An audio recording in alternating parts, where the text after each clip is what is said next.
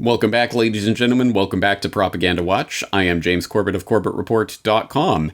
And this week we are going to be talking about, appropriately enough for a series entitled Propaganda Watch, the father of modern-day propaganda, the man who literally wrote the book, Propaganda, Edward Bernays. And I know that's a name that will need no introduction to my regular audience, as they will already be familiar with his life and work from my numerous previous reports on Bernays. But if you are unfamiliar with this name, I would humbly suggest you type the name Bernays, B-E-R-N-A-Y-S, into the Corbett Report search bar, and you'll find a number of reports that I've done on the man and his work in the past. Very long story short, Edward Bernays was the American nephew of Sigmund Freud, and used Freud's psychoanalytical techniques and insights to hone his skills on shaping the public's understanding on a number of issues, mostly for his corporate clients, sometimes for his government clients. So this is a man well practiced in the art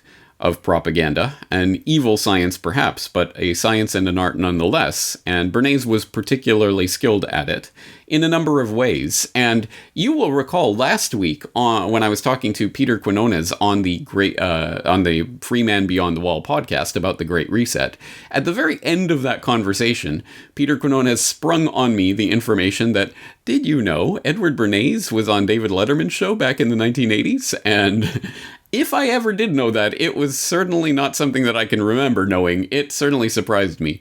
And so I did dig it up, and I included the little 30-second soundbite of that appearance in the show notes for that conversation. But a couple of helpful listeners pointed me in the direction of the full 8-minute segment of Edward Bernays on Letterman. And it's instructive in a number of ways. So I will, of course, include the link to that video in the show notes for this edition of Propaganda Watch. I would really suggest you go and watch the full clip. It's only 8 minutes, but it's, I think, an instructive 8 minutes for people who are interested in propaganda.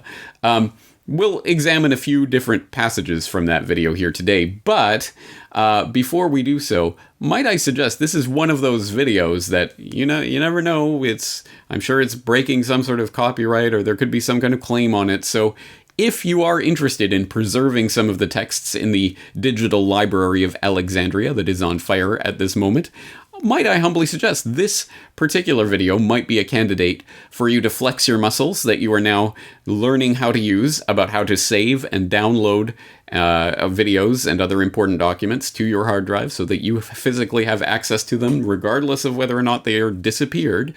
I would humbly suggest this might be a candidate to include in your archive. So get to work. Now, let's take a look at just a few examples of interesting moments from this conversation. As I say, the entire conversation is worth watching, but there's a few things that jumped out at me, starting with something that Peter Quinones himself mentioned when he brought up this video on our conversation. He talked about the way that Bernays introduced himself at the beginning. Well, you're the father of public relations. What we're dealing with really is the concept that people will believe me more if you call me doctor. Oh, I see. So, Letterman asks him, a doctor of what?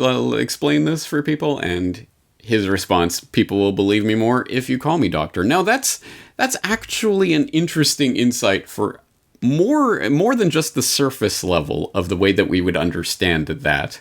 At first glance, what is happening here is essentially the old, if I put on the white cloak of the doctor priesthood, or if I get you to call me by that title, you will respect my authority more. And that is true, so far as it goes. But it actually speaks to, I think, a deeper part of the way that this propaganda is functioning, because we understand there is such thing as authority, earned authority on a subject. Someone who has spent their entire life studying and practicing a certain art or science will have a greater degree of authority on that subject than someone who's just read a book about it once. Trust me, I can wing it. We would tend to go with the person who's actually studied it. If you want brain surgery, you're probably going to go for a brain surgeon. If you want your car fixed properly, you're probably going to go to a car mechanic, etc. Now, of course, we all know there are different levels of abilities within those professions, but someone who's been practicing it a long time has this earned sense of authority.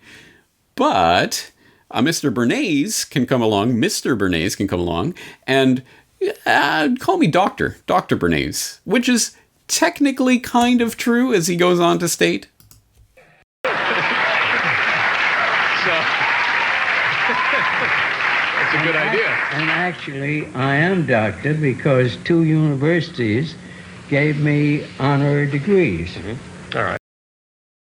Yeah, but not really. I mean, not a real doctor who actually earned his credentials. These were honorary degrees that were bestowed on him for his magnificent work shaping the American public mind. Now, I think this is actually interesting on a deeper level because it speaks to a technique that has been used for a very long time to swap out the real for the counterfeit as a way of fundamentally performing an operation, almost an alchemy, if you will, in the public imagination on certain issues. For example, the prime example of this that comes to mind is the gold certificates that the bankers, the original bankers, the people who would hold your gold in their vaults, and they would give you a certificate. Here's your certificate, the claim for that gold that's in our vault now. Here it is. And people take that gold certificate and they start to think of the certificate as the value of their asset rather than the actual gold in the vault. No, this certificate proves I have that gold in the vault, and here's the claim on it, and it can be changed in for that gold at any time. Therefore, this certificate, well, this is essentially like the gold. So now we can start trading the certificates around, because I know if I give you this certificate, then you'll know that you can go to the gold vault and you can get that gold out of the vault. And so why don't we just trade in the certificates? It's a lot easier than carrying gold around everywhere. And by that operation, by that maneuver, the people who own the banks, the early iteration of the banks, understand, oh, the certificates are trading as money at this point, so we can issue more than we actually have in the bank. We only have so much gold, but we can issue more certificates, and as long as not everyone comes at the same time, well, it'll be okay. We'll never have to face the consequences of that. What could go wrong? And that's again, the similar type of operation, substituting the counterfeit for the real and getting people to think of the counterfeit as in some sense more real than the real itself. And once that happens, once that switch is flipped, then the public is essentially beholden to the counterfeit. And in this case, it's the counterfeit doctor. It seems like a simple observation, but it actually operates at a much deeper level. And we start to see how this sort of thing comes into play when we start to examine some of the work that Bernays actually did. And as I say, I've done a lot of work on Bernays over the years, so you'll be familiar with some of the stories. Here's a different story that I don't believe I've gone over on the podcast before, about one of his early clients, Procter & Gamble, and how he helped them with their problems with soap. Who were some of your early accounts? Who were clients of yours back in the very beginning? In the very beginning, Procter & Gamble was one of our accounts. Mm-hmm. They had a white floating soap called Ivory soap. Right. That was the selling point. It would actually float in the bathtub or wherever you were bathing, I guess. That's right. And they came to me one day and said that mothers washed the faces of the children, and they hated soap because their eyes were stinging from the soap. And that when people grew up, they wouldn't use any soap, right, because they get conditioned in childhood, according to Freud, my uncle. So you get ahead of yourself, but it's true, your uncle was Sigmund Freud. And so we made a research, made a study, and we found a sculptor, Brenda Putnam, who used soap instead of wax in developing her sculpture. Mm-hmm. And it then occurred to me that if we could develop soap sculpture competitions, I went to a psychologist and he said every child has a creative instinct. I went to a psychologist and he said every child has a creative instinct. Wow, that was money well spent on that psychologist. Wow, thank you for telling me that, doctor. I trust you because you are a psychologist, therefore an authority. I mean, again, think about what he's saying there. And actually that relates to a point that I think we'll make a bit later, but hold on, let's finish this story. Some sculptors to be judges and had soap sculpture competitions for children in different age groups. That would get them accustomed to using the soap. That would get them to love soap. Did it work? Not only accustomed to it. The fascinating thing to me was that after the first year, 22 million children were loving soap, and the sale of soap just went up. Well, if you say so. All right. An interesting story with an interesting payoff at the end there, but let's look over that a little bit, because it tells us some interesting things. First, let's look at the way actually that Edward Bernays described this story in Propaganda, because he does go into a little bit more depth on this story here, where on page 57, he talks about one of the most effective methods is the utilization of the group formation of modern society in order to spread ideas. An example of this is the nationwide competitions for sculpture in ivory soap, open to school children in certain age groups as well as professional sculptors. A sculptor of national reputation found ivory soap an excellent medium for sculpture. The Procter & Gamble company offered a series of prizes for the best sculpture in white soap. The contest was held under the auspices of the Art Center in New York City, an organization of high standing in the art world. School superintendents and teachers throughout the country were glad to encourage the movement as an educational aid for schools. Practice among school children as part of their art courses was stimulated. Contests were held between schools, between school districts, and between cities. Ivory soap was adaptable for sculpturing in the home because mothers saved the shavings and the imperfect efforts for laundry purposes. The work itself was clean. The best pieces are selected from the local competitions for entry in the national contest. And he goes on to describe the contest and the types of entries.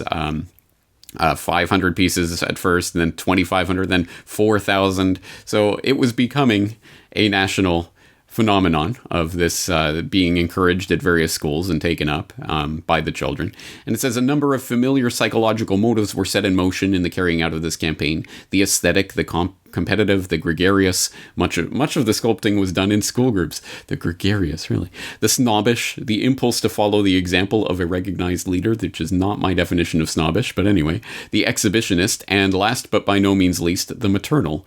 All these motives and group habits were put in concerted motion by the simple machinery of group leadership and authority, as if actuated by the pressure of a button. People began working for the client for the sake of gratification obtained in the sculpture work itself. This point is most important in successful propaganda work. The leaders who lend their authority to any propaganda campaign will do so only if it can be made to touch their own interests. There must be a disinterested aspect of the propagandist's activities. In other words, it is one of the functions of the Public Relations Council to discover at what points his client's interests coincide with those of other individuals or groups. What an interesting insight, isn't that? That, oh, here, it's all disinterested and it's all helpful. Oh, isn't it so nice and wonderful that they're finding ways to connect with their audience. But wait, what? Hold on. This is about selling soap, and it's about helping children overcome their strong negative association with soap that they developed from the stinging eyes as children, at least according to what he's saying there. And he goes on to say, well, it worked, essentially, for my client. And that, ultimately, is the point of this. And everything else about this is artifice, essentially. And he talks about how they're appealing to their maternal instinct or to their creative instinct or snobbishness or whatever other categories he posits there, which I don't quite agree with. But at any rate, here are the things that we're appealing to in order to ultimately sell more soap. I mean, that's what this is about. And it is interesting how he goes to the New York, the Art Center in New York City, an organization of high standing in the art world, etc. These are, everything about this is about things having high standing and having some sort of, ability to sway the public in terms of their habits. Now, the interesting part on this, at the very end, as you saw, 22 million children were loving soap, and the sale of soap just went up. Well, if you say so. This is a matter of record. We could probably chart that. Dow Jones reports. Yeah. So, you will notice Letterman brings in the skepticism on that point. Really? 22 million children loving soap as the result of your psychological maneuver here. Is that true? Well, we can read the Dow Jones reports. So for Bernays, it's the bottom line is here. It's in the bottom line of the company, which is the only real metric for these types of campaigns, isn't it? But also, I think the Letterman skepticism there is actually healthy skepticism, because when you watch this full 8-minute clip and other interviews that I've seen and that Bernays has given over the years on video that are widely available, there are more in-depth ones about his life and work. I'll include a link to one of those so that you can go and explore that if you're interested. But when you hear him telling these stories, you do get a sense that this master of propaganda and PR was, to a certain extent, selling a product in these later interviews looking over his life and work. And that product was Edward Bernays. As in, I was such a great guy. Look at all these things that I did. And I made 22 million children love soap and all of this stuff that, really? Is that really true? You may have increased the bottom line for a soap company, but I'm not sure that's necessarily the same thing that you're positing here. I think you might be blowing your own horn a little too much. And I think there is a sense of that one of Bernays's, perhaps his most important product, was himself. He sold himself as this marketing genius and guru who doesn't seem to know what snobbish means and things like this. I don't know. I think that he is selling something as if he's selling soap or toothpaste or something like that. It is Bernays himself and the myth of Bernays. So I think we have to be wary of that when we encounter types like Bernays, who have a vested interest, at least in this point. Essentially, what is he doing here? He's not selling for a company. He's selling for himself and cementing himself in the history books as the father of modern day propaganda. He's the creator of public relations as we know it, etc. Maybe he was in a bit of competition with Ivy Ledbetter-Lee and people like that, so he wanted to put his name out there front and center. That's just something I will leave you with. But let's explore one other clip that I found funny, at any rate. Doctor, we're running out of time here, but I do want to show this photo. You mentioned your uncle, Sigmund Freud, and maybe we can get a shot of this. And I'd like you to come back at another time, and we'll talk more about public relations and also about your famous family. But pick yourself out of this photo and also tell the people where Mr. Freud is. Well, Sigmund Freud is on the right. Right there. And he is traveling. That's you, isn't it? That's me there. And who's this guy right there? 10 years old. That's his brother. That's his brother. That's his brother. You were 10 years old. I was 10 years old. It was 1901. We have to, let me interrupt. We'll do a commercial. We'll be right back. We're coming back. I don't know. I kind of love the irony of that this consummate salesman, the PR hack of the 20th century, was interrupted for a commercial break because he was getting a bit long-winded.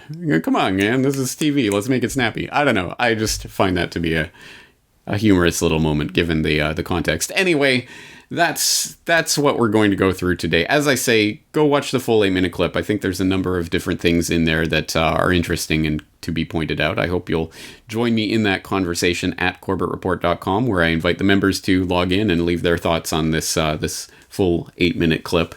But as I say, if you're not familiar with Bernays and his work, I would suggest you watch The Century of the Self, the first part of The Century of the Self, at least, which I think is highly instructive and does cover Bernays' work. And I also suggest you look at some of the work that I've done on Adam Curtis as well, because I certainly don't take his work at face value, but there are some instructive and interesting elements in there. Anyway, that's going to do it for today. Thank you again for joining me. I'll be talking to you again very soon. James Corbett, CorbettReport.com.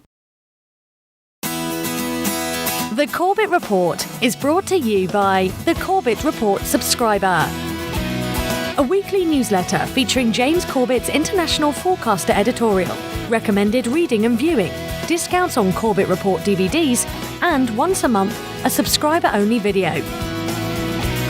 Sign up today to start receiving your copy at corbettreport.com/support.